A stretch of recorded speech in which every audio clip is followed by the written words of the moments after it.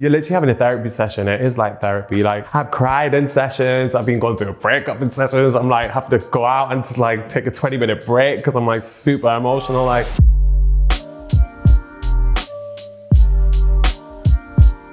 Hi, my name's Aidan Martin, and this is my interview with DIFFUS magazine talking about my life and music. What was it like growing up in Newcastle? Newcastle is a great place. It's a really vibrant city, and it's definitely quite cosmopolitan nowadays compared to other cities in the UK. But yeah, it was a great place, very family place, real salt of the earth. So it's an amazing place to like grow up, I feel. When I hit 18, it was definitely time to get out, but I still love going back there, seeing my family, seeing my friends. Yeah, it's definitely home still. How did you get into music in the first place? As a youngster, like I grew up around, my household, my parents used to listen to a lot of rock, a lot of soul. I think I definitely picked up like a lot of the songwriting stuff from the rock side. There's some like incredible rock songs, especially like ballads, which is kind of my thing. I really was inspired by that. People like Creed, even like instrumentation with people like Rush was like just off the charts. I loved all that. And then obviously looking at more like Motown soul stuff where like these lyrics were like blow me away. So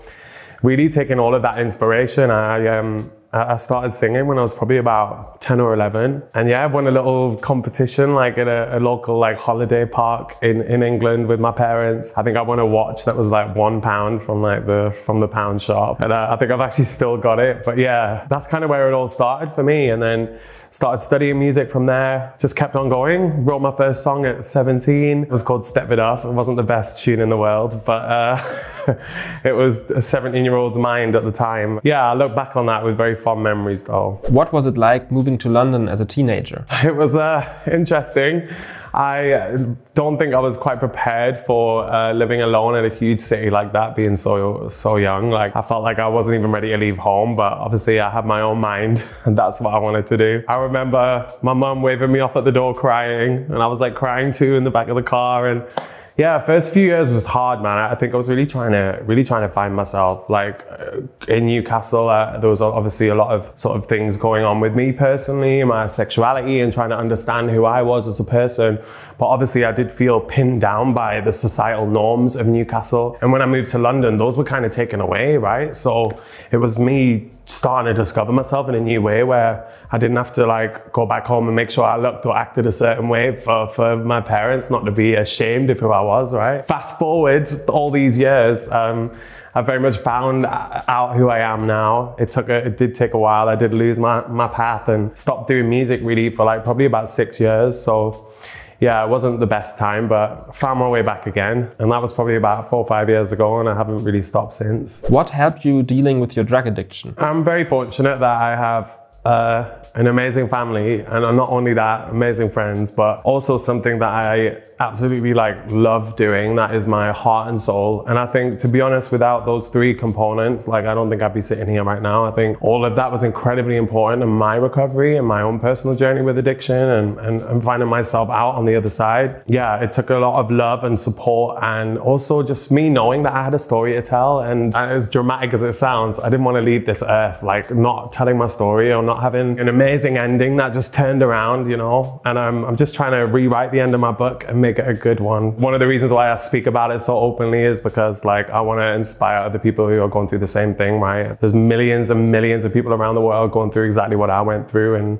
you know, it takes people like me, like others, to speak about it openly. Is it an intention of yours to motivate people with your music? Yeah, I mean, I've never really thought of it through, I mean, definitely lyrically and through music. Like, I allow people to go inside of my head as a listener, right? And that's, I guess that's my intention really when I'm writing, is for people to understand what I've been through and hopefully like find themselves within it. This whole music thing for me is about giving back. Like, this is not a selfish thing at all. It's not about all the glitz and glamour for me. It's about telling my story and helping other people. What is the reason behind your involvement in so many different charities? I think for me, like obviously what I've been through, and not only that, but my whole community, like the LGBTQ+ community in general, what they have faced for the whole of time. And like, if I can have any part to play in helping like growing up, knowing you're different, knowing you're gay, not knowing how to deal with that, not being able to tell anybody, like even those people that you love, keeping a secret for years, like it's not easy, it's so hard, it scars you, it really does. And it's about healing those scars, right? And that's why I think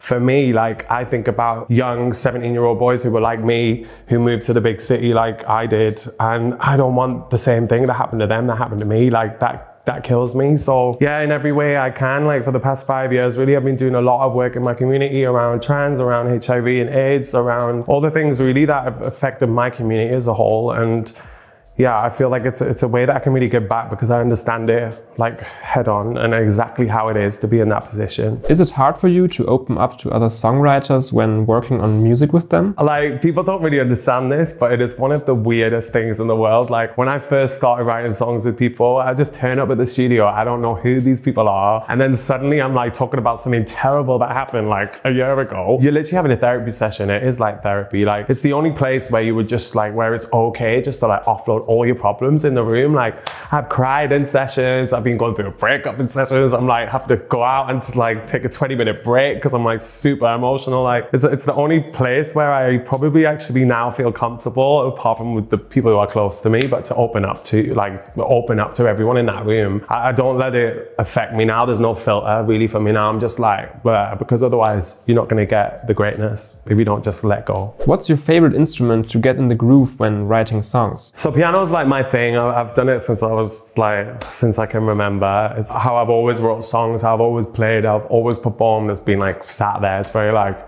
little John Legend bubble, is what I like to call it. So yeah, it usually is where I take inspiration from really, but then also I'm really starting to learn the benefits actually of starting with a different instrument or starting with a beat or starting with something else, because sometimes you just get inspired more that way and in a different way. Piano, it's quite easy sometimes. You just go like samey, every song's like, you know, so it's nice to switch it up sometimes with the guitar and stuff. But yeah, that is my home, like my safe space. And usually if I do write something on guitar, then I'm like, let's make a piano. So we always end up back there, but yeah. What are your plans for 2022? I'm just excited for everyone to see what's coming. I've got a new release coming really soon. Shot the music video in LA, which was really exciting. Amazing cast, and the song and the message within the video was amazing as well. So can't wait for you guys to see that. You're probably getting a little exclusive here, but basically a good friend of mine, Todrick Hall, he is starring in the video as well, which is really, really exciting. He's a massive figure in the LGBTQ+ community, which I'm really happy about. And yeah, the video is talking about a really strong emotive message that I kind of grew up facing in my life in Newcastle, and we're really trying to retell that story through the art, and that's something really exciting to me. It's the first time visually that I've really like attacked something head on that's important to me. So yeah, I'm really, really excited about that, and I can't wait for you guys to see it. It's a good one.